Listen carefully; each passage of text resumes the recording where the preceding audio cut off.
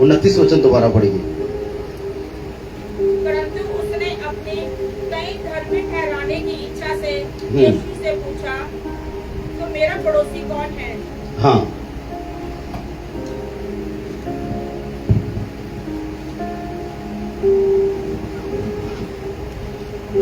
Hallelujah. Hallelujah. हम इस पूरे अध्याय की कुछ बातों को ही सीखेंगे और मैं विश्वास करता हूं आने वाले दिनों में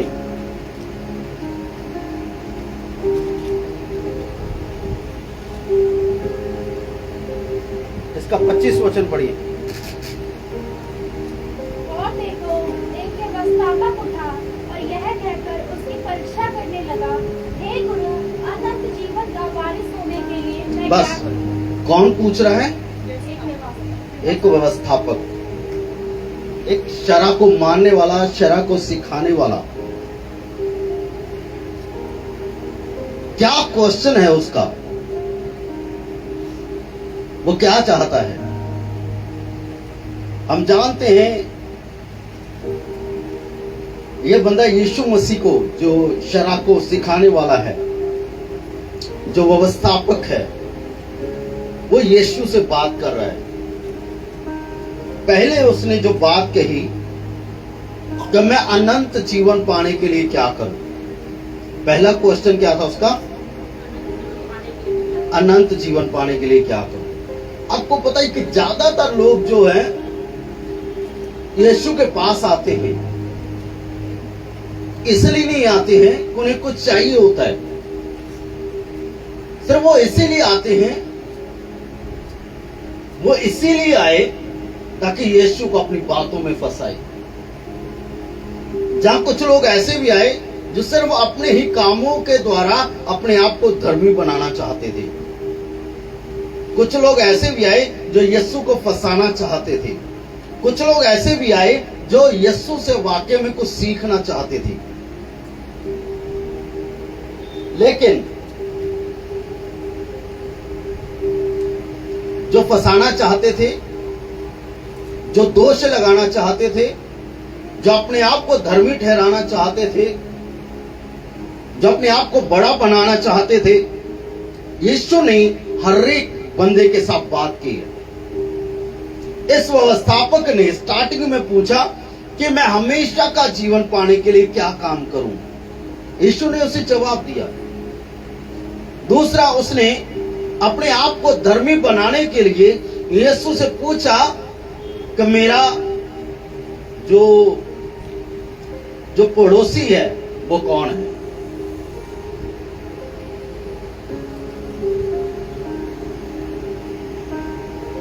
हमारे जीवन में मैं आपको बताना चाहता हूं, हम कैसे भी क्यों ना हो, यीशु मसीह हमसे बात करता है। हमारा कोई भी सवाल क्यों ना हो, वो हमें जवाब देता है। क्यों? एक जो यीशु मसीह में दोष ढूंढ रहा है, उसको दोषी बनाना चाहता है, उसको फंसाना चाहता है, जो अपने आप को धर्मी या बड़ा बनाना चाहता है, जब जो सीखना चाहता है, यीशु ने सबको जवाब दिया। हम में से कितने हैं आज तक जितनों ने कोई क्वेश्चन लेकर के यीशु के पास आए हैं और यीशु ने उन्हें उनके साथ बात नहीं की है, जब उनको सिखाया नहीं? हम में से कोई है?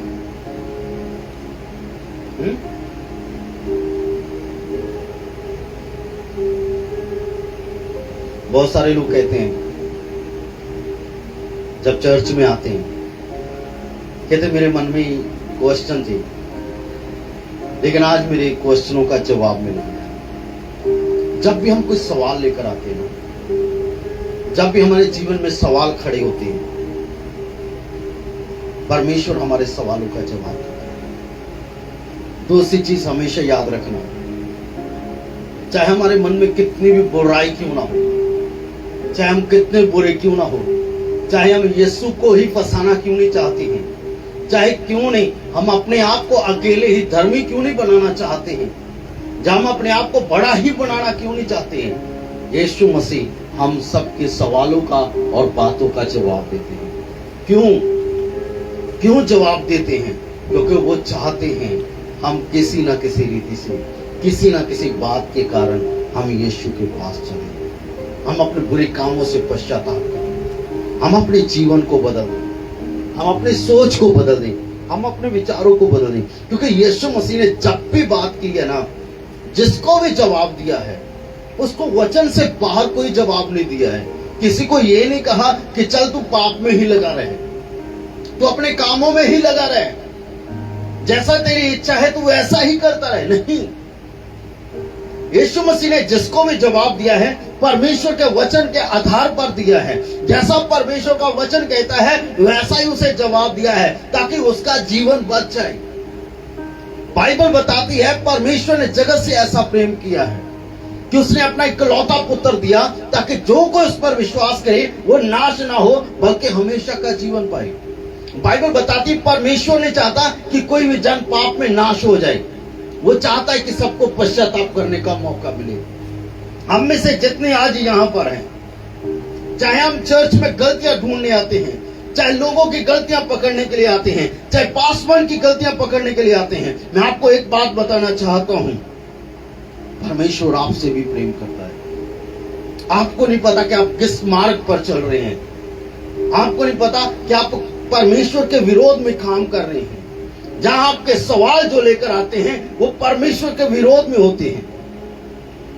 ऐसा नहीं है, ज्यादा लोग अपने आप को ज्यादा ज्ञानवान दिखाने के लिए सवाल लेकर आते हैं। पास्टर जी आपको पता है इस बात का जवाब क्या है, या इस सवाल का जवाब है क्या है? यदि पास्टर कहे नहीं मुझे तो नहीं पता, मैं बताऊं इसका जवाब क्या है। क्योंकि हम सिखाने नहीं आते हैं, सीखने नहीं आते। हमें कोई चीज पता चल जाए तो हम उसी को पकड़ करके बात करना शुरू कर देते। पर मैं आपको बताना चाहता हूं, चाहे आप अपने आप को बड़ा बना रहे हैं, चाहे आप दूसरों को दोषी बना रहे हैं, चाहे आप यीशु में दोष ढूंढने के लिए आ रहे हैं, एक बात याद रखिए, परमेश्वर आपसे प्यार करता है। वो आपके पाप नहीं देख रहा है, वो आपकी गलतियां नहीं देख रहा है, लेकिन वो वचन के आधार पर आपसे बात करे ताकि आपको सही मार्ग मिले, आपको सही दिशा मिले। कुछ बातें कड़वी हो सकती हैं, लेकिन उन कड़वी बातों के द्वारा भी परमेश्वर आपके मार्ग को चेंज करना चाहते हैं। हालेलुया। लिखा है 29 वचन में, पढ़िए दोबारा। परंतु उसने अपने आप को धर्मी ठहराने की इच्छा से यीशु से पूछा, तो मेरा पड़ोसी कौन है? यीशु ने उत्तर दिया, एक मनुष्य यरूशलेम से यरीहो को जा रहा था, डाकुओं ने घेर कर उसके कपड़े उतार लिए और मार पीट कर उसे अधमरा छोड़कर चले गए। और ऐसा हुआ कि उसी मार्ग से एक याजक जा रहा था, परंतु उसे देख के कतरा कर चला गया। इसी रीति से बस सारा नहीं पढ़ेंगे, और मौका देगा तो हम सारी चीजों को खोलेंगे। क्या लिखा है, यीशु मसीह ने क्या जवाब दिया उसे?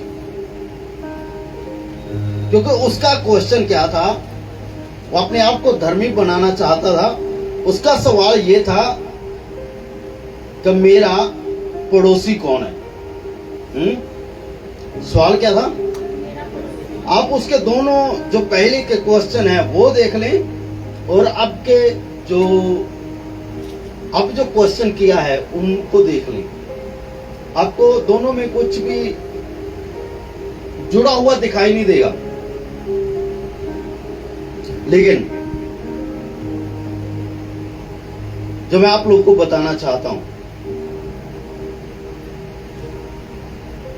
कि यीशु मसीह ने जो जवाब दिया है ना, उसकी नॉलेज के हिसाब से जवाब नहीं दिया है। वो व्यवस्थापक था, उसको लग रहा था मैं लोगों को वचन सिखाता हूं, मैं लोगों को मार्ग दिखाता हूं,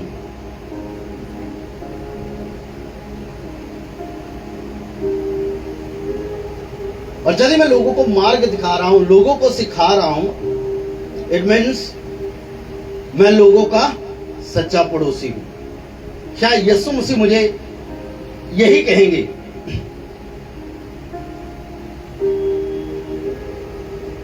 कि तू सिखा रहा है, तू ही सच्चा पड़ोसी है सबका? क्योंकि भीड़ थी वहां पर, वो अपने आप को धर्मी बनाना चाहते थे। लेकिन यीशु मसीह ने उससे जो जवाब दिया है ना, वो कहा एक डिफरेंट सी उदाहरण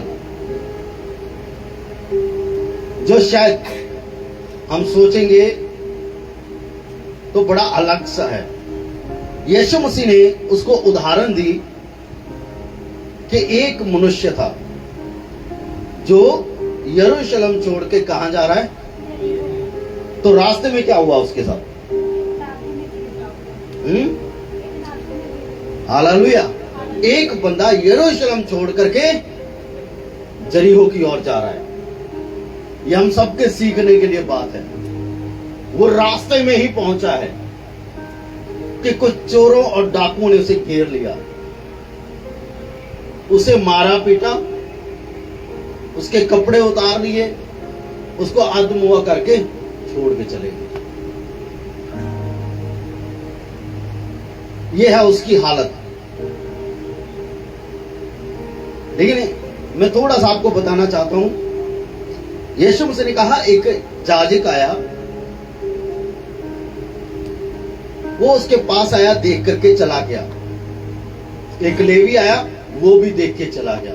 पर एक सामरी आया, उसने उसकी सुधि ली, उसकी मरहम पट्टी की और उसको सराय में छोड़ दिया। ठीक है।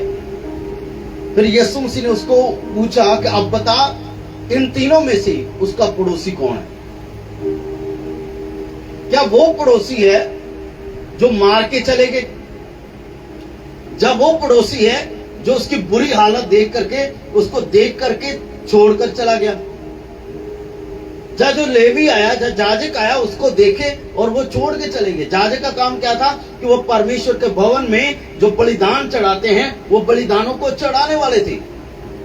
जो लेवी लोग थे, वो लेवी लोग वो थे जो परमेश्वर के वचन का संदूक उठाते थे, परमेश्वर के भवन में काम करने वाले थे। लेकिन वो दोनों अपनी अपनी जगह पर सही थे, क्योंकि परमेश्वर का वचन कहता है कि यदि तू किसी मरे हुए की लोथ के पास, मरे हुए के पास जाए, तो तुझे 7 दिन तक अपने आप को पवित्र करना।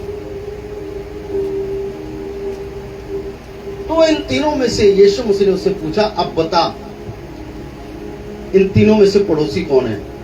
जो देख के चला गया?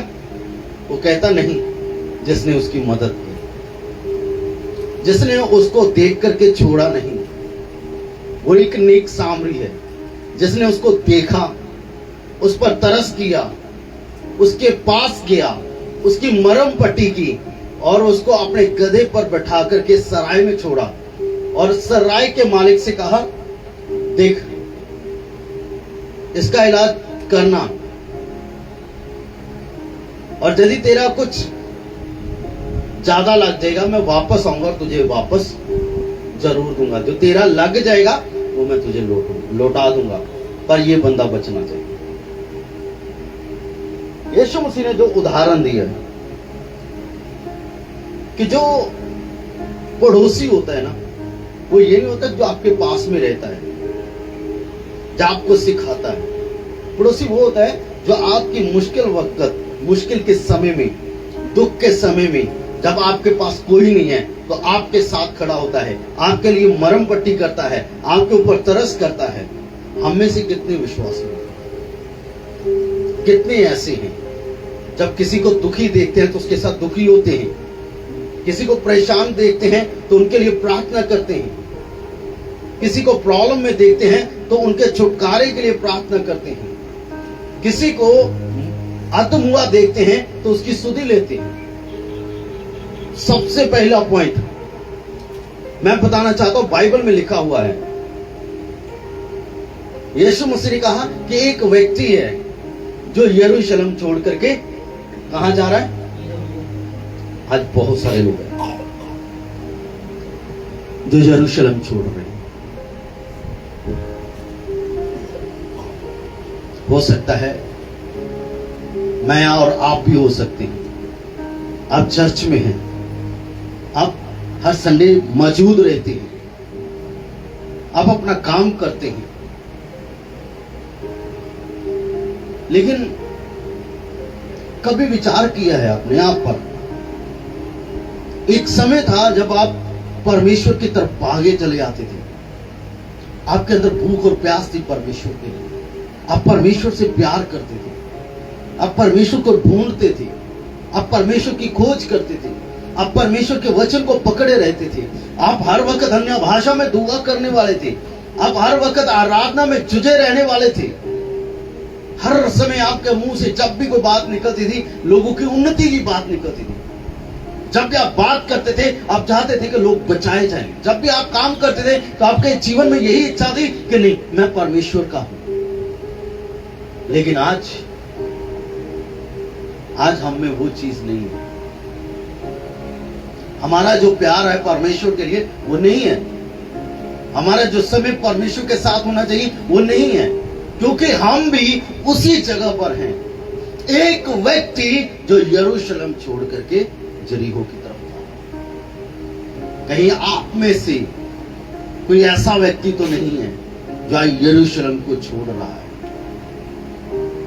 और यरीहो की ओर जा रहा है। यरूशलेम क्या है? परमेश्वर का घर है। जरीहो क्या है? देखने में बहुत सुंदर है,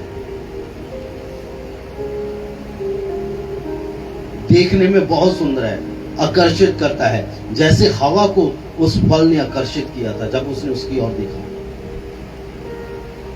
शायद इस बंदे ने जो यरूशलेम में था, यरूशलेम में रहते हुए परमेश्वर की सुंदरता को देख रहा था, इसको पता था कि जो परमेश्वर की सुंदरता है उसके बराबर में कोई दूसरा सुंदर नहीं है। स्वर्ग के राज्य के समान कोई चीज नहीं है। परमेश्वर के वचन के तुल्य सामर्थ्य कुछ और नहीं है। पहले कहता था कि परमेश्वर मेरा धन है, परमेश्वर मेरी संपत्ति है, परमेश्वर मेरा सोना है, परमेश्वर मेरी चांदी है, परमेश्वर मेरा सब कुछ है। लेकिन आज है, अभी भी यरूशलेम से निकल रहा है और कह रहा है, अरे वाह, जरीहो में कितना सुंदर है, जरीहो कितना सुंदर है, वहां के लोग कितने सुंदर हैं, वहां पर खाने पीने की चीजें कितनी सुंदर हैं।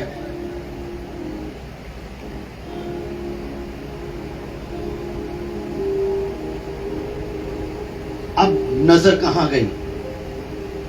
परमेश्वर की सुंदरता से हट करके जरीहो की सुंदरता नजर आ रही।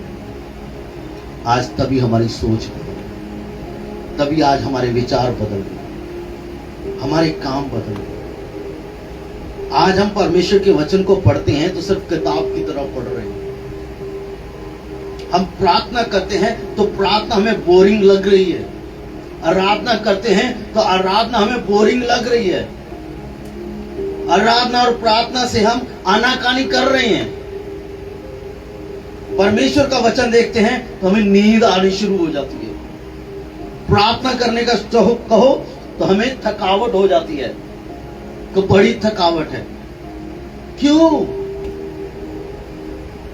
जब पहले थे तो ये था, मेरा परमेश्वर बहुत भला है, कितने भी थके हुए थे, मुझे अपने पिता के साथ बात करनी, मुझे आराधना करनी है। लेकिन आज हमें परमेश्वर का वो प्यार नहीं दिखाई देता है। हमें यरीहो आकर्षित कर रहा है, दुनियादारी आकर्षित कर रही है, संसारिक चीजें आकर्षित कर रही हैं। परमेश्वर की हजूरी से पहले लगाव था, प्यार था, अब जल्दी से हम जरीहो की तरफ भागना चाहते हैं। अरे यरीहो के लोग बड़े अच्छे हैं, वो मेरा सोचते हैं, जैसे वो उजाड़ू पुत्र के बारे में, उड़ाऊ पुत्र के बारे में, जब तक वो पिता के घर में था। लेकिन जब दोस्तों ने उसे वर्गला दिया, बहका दिया, उसने कहा, पिता मेरा हिस्सा मुझे दे दे।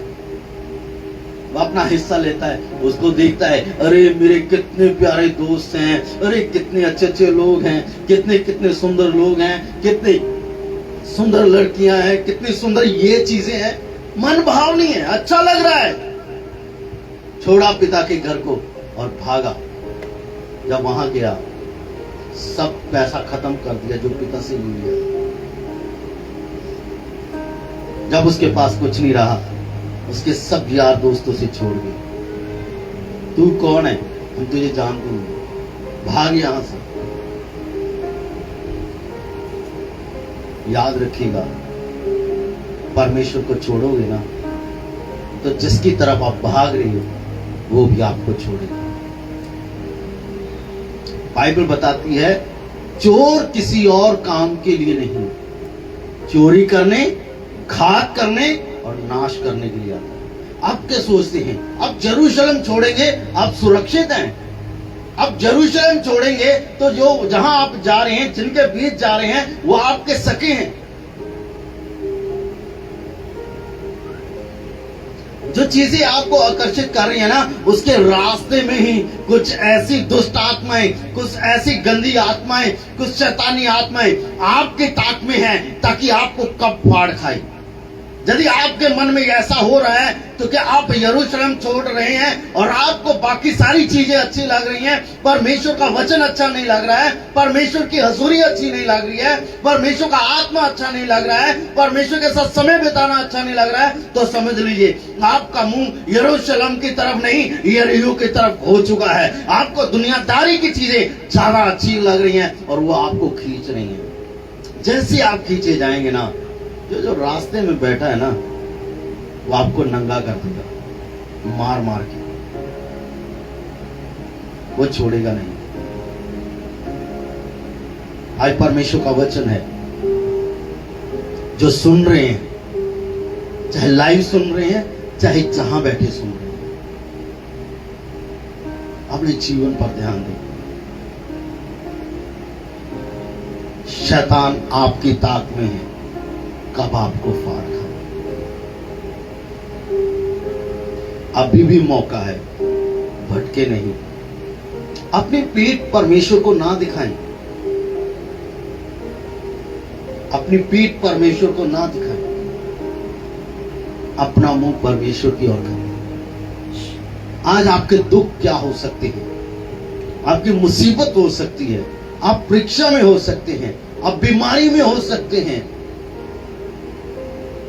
आप टूट चुके हो सकते हैं।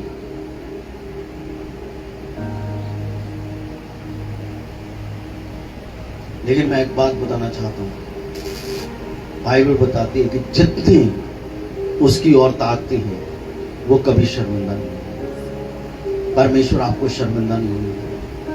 जब आप चाहते हैं ना कि आप यरीहो में जाएंगे, धन संपत्ति कमाएंगे, आप अमीर हो जाएंगे, अमीर होने की प्लानिंग कर रहे हैं, परमेश्वर के बिना आप अमीर नहीं हो सकते हैं। बाइबल में लिखा है कि जो धन यहोवा की आशीष से मिलता है, उसमें वो दुख नहीं मनाता है।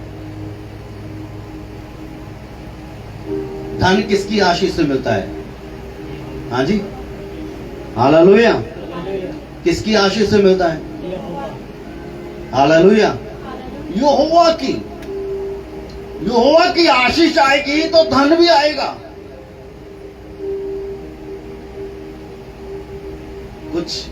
कुछ यूथ, जवान भाई हो या बहन हो, कोई भी क्यों ना हो, हम जो देखते हैं वो मत देखें, जो परमेश्वर चाहता है ना उस पर भरोसा करें। बाइबल बताती है कि जो पंजाबी में लिखा है, जो पतवंत स्त्री है वो किसकी ओर से मिलती है? हाँ जी, अपने आप से मिलती है, हैं? हम सोचते हम अपने जीवन साथी हम खुद ही ढूंढेंगे। समझे मेरी बात? धन किसकी आशीष से मिलता है? यहोवा की। और अच्छी पति या अच्छी पत्नी किसकी आशीष से मिलता है? नहीं तो कल्पते रहेंगे, रोते रहेंगे। पिछले दिनों एक पास्टर प्रचार कर रहा था, है ना, यदि कनेक्शन अच्छी तारों से हो, है ना, सही तारों के नाल कनेक्शन होवे, लाइट चलती है, जेकर गलत कनेक्शन हो जाए ते की हुंदा हाँ जी हालेलुया। हम अपनी नजरों पर परमेश्वर की ओर अपनी नजर हट लगा रहे थे, लेकिन आज हमारी नजर परमेश्वर से हट करके कहीं और ही लग रही है। हम अपना फ्यूचर बनाने के चक्कर में हैं। अरे अरे मैं वहां चला जाऊंगा तो मेरा फ्यूचर उस शहर में उस देश में बढ़िया होगा।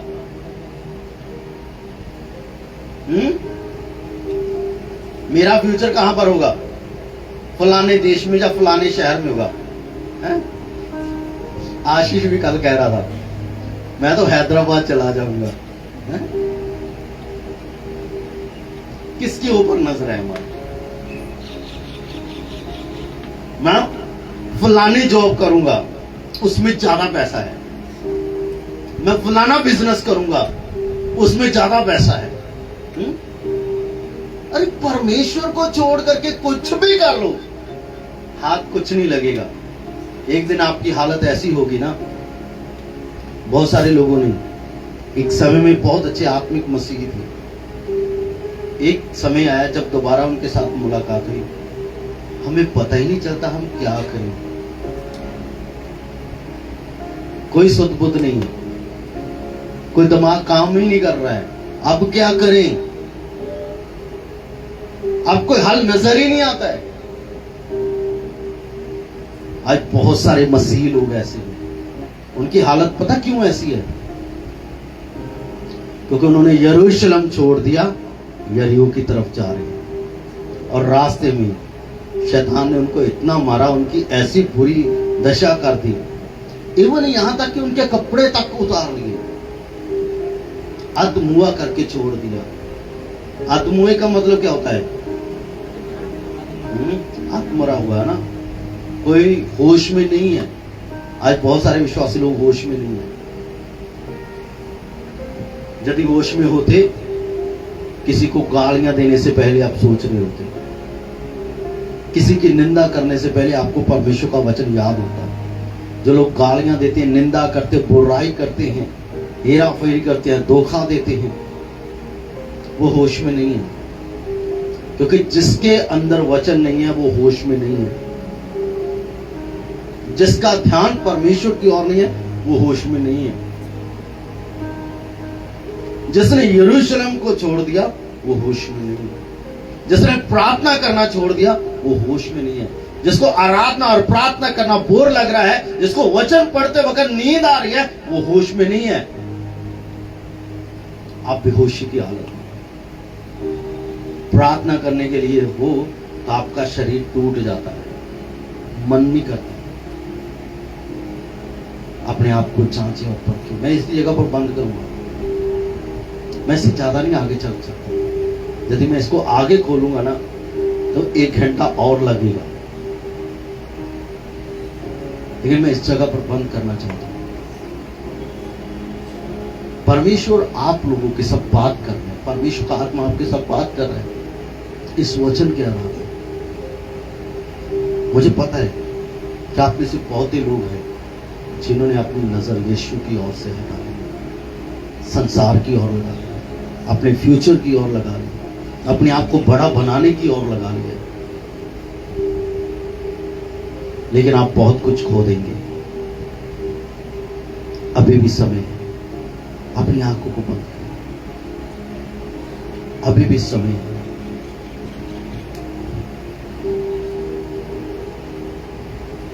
लिखा है कि धन्य यहोवा की आशीष से मिलता है।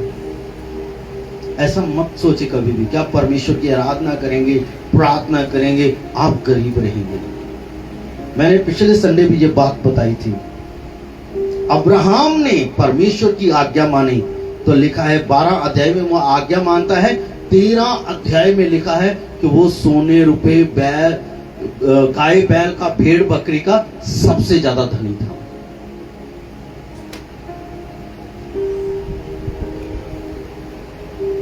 Praise the Lord, hallelujah. Praise the Lord, hallelujah. सब अपनी आंखों में बंद। जो बंदा परमेश्वर में मजबूत है यरूशलेम में बना हुआ है, परमेश्वर के वचन में बना हुआ है, प्रार्थना में बना हुआ है, वो करीब नहीं होगा। देखा है यीशु मसीह हमारे लिए कंगाल बन गया कि उसके कंगाल होने से तुम धनी हो जाओ। अच्छा पति और अच्छी पत्नी यहोवा की ओर से मिलती है। अच्छी जॉब, अच्छा बिजनेस यहोवा की ओर से मिलता है। यरूशलेम छोड़ करके यरीहो की ओर ना भागे। वो दूर से आपको अच्छा लग रहा है, वो दूर से आपको सुंदर लग रहा है, वहां पर बहुत अच्छी अच्छी चीजें आपको दिखाई दे रही हैं। जैसे हवा को वो फल अच्छा दिखाई दे रहा था। यरीहो देखने में अच्छा है, लेकिन उसके रास्ते में शैतान बैठा है, दुष्ट आत्माएं बैठी हैं, आपको घात करने के लिए, आपको नाश करने के लिए। Praise the Lord. यदि आप भी इस वक्त परमेश्वर की ओर से नजर हटा चुके हैं, यरीहो को देख रहे हैं, मैं आपको बताना चाहता हूं, यरीहो के लिए सफर करना बंद करें। यरीहो से मुंह मोड़ लें। इससे पहले कि आप वहां तक पहुंचे कि जहां शैतान आपको घात करे और नाश करे, पहले ही परमेश्वर की ओर वापस लौट आए, यीशु की ओर वापस लौट आए, उसकी सुंदरता की ओर वापस लौट आए, उसकी आराधना की ओर वापस लौट आए, उसके वचन की ओर वापस लौट आए, प्रार्थना की ओर वापस लौट आए। पहला प्यार उसको दिखाएं।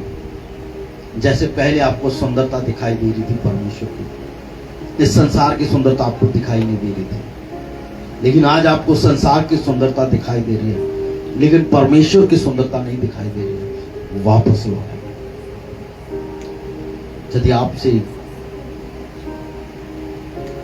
आपका ध्यान परमेश्वर से हटा है, आपकी पीठ, आपने अपनी पीठ परमेश्वर की ओर फेर ली है, आपका ध्यान भटक गया है, आपका मार्ग भटक गए हैं, अपने मार्ग से भटक चुके हैं, तो आप मेरे पीछे छोटी सी प्रार्थना कर सकते हैं।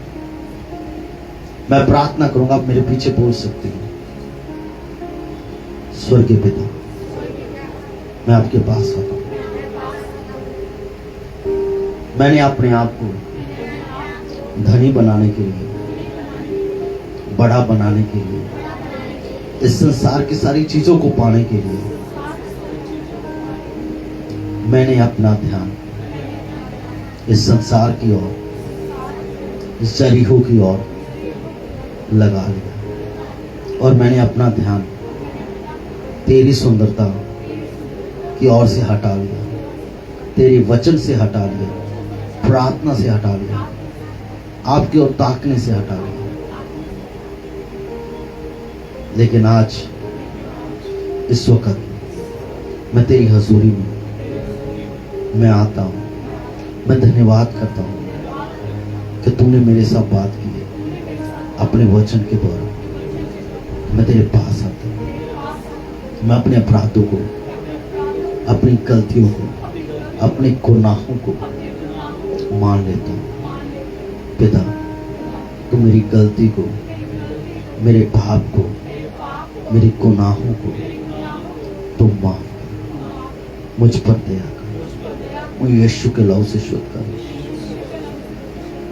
मैं यरीहो की तरफ नहीं जाना चाहता, वापस तेरे पास आना चाहता, क्योंकि तू मेरा पिता है, तू मेरा परमेश्वर है, तू ही मुझे बचा सकता है, तू ही मुझे आशीष कर सकता है।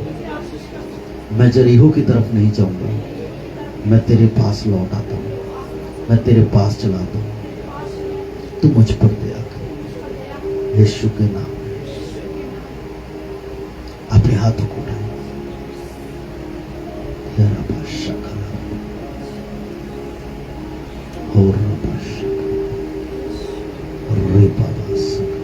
अपने अपने लिए दुआ करें।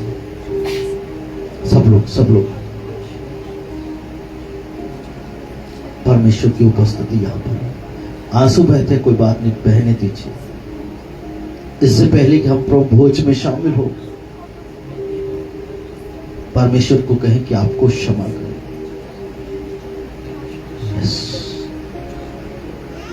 Thank you Holi spirit. Thank you, Holy Spirit. Oh, Rabba Kala Rabba Shanda. Oh, Rabba Baba Barakana Madere Besandara. Oh, Rabba La Rabba Shanda La Rabba. Hey, Rabba La Rabba Seher De. Shekhara Manodori Kala Ramana Rabba. Hallelujah. Hallelujah. Hallelujah. अपने ध्यान को यीशु की ओर लगाएं। प्रार्थना आपको boring लग रही है, आराधना आपको बोरिंग लग रही है, यदि आप माफी पाएंगे तो आपको प्रार्थना और आराधना बोरिंग नहीं लगेगी। आपको गाना और बजाना बोरिंग नहीं लगेगा। आपको मुंह खोलना परमेश्वर के लिए बोरिंग नहीं लगेगा। आप थके हुए नहीं रहेंगे। आप नया बल पाएंगे, क्योंकि मेरा खुदा आपको नया बल देगा। हालेलुया। आज आप नया बल पाएंगे, आज आप नई सामर्थ पाएंगे, आज आप नया अभिषेक पाएंगे। यरूशलेम की ओर, परमेश्वर की ओर अपने ध्यान को करें, उसकी हजूरी में आ जाएं, झुक जाएं, अपने आप को नम्र करें। Thank you Holi spirit.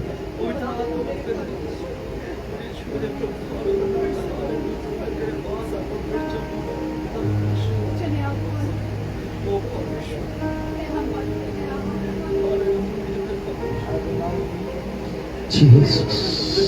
प्रार्थना करें, प्रार्थना करें, प्रार्थना करें। सब लोग अपने मुंह को खोलो, प्रार्थना करें, थोड़े समय के लिए सब लोग प्रार्थना करें, विश्वास करें परमेश्वर पर, उस पर भरोसा करें, उस पर भरोसा करें। वो आपके हालात को बदलेगा। जहां पर भी आप फंसे हुए हैं वो छुड़ाएगा आपको। आप जिस भी हालत में हैं वो आपको बाहर निकालेगा। आप सेम उसी जगह पर नहीं रहेंगे। यदि आज इस समय आप प्रार्थना कर लेंगे ना, आपके हालात बदल जाएंगे। आप अपनी बुरी परिस्थितियों से बाहर आ जाएंगे। हालेलुया। जिस जगह पर आप फंसे हुए हैं वहां से आप निकल आएंगे यीशु के नाम में। Hallelujah, hallelujah, hallelujah. यदि प्रार्थना करेंगे आप भले चंगे हो जाएंगे, आप नए हो जाएंगे, आप नया बल पाएंगे, आप नया जोर पाएंगे, आप नया सामर्थ पाएंगे, आप नई शक्ति को पाएंगे। हालेलुया। आप ढीले नहीं रहेंगे, आप तंदुरुस्त हो जाएंगे यीशु के नाम में। हालेलुया।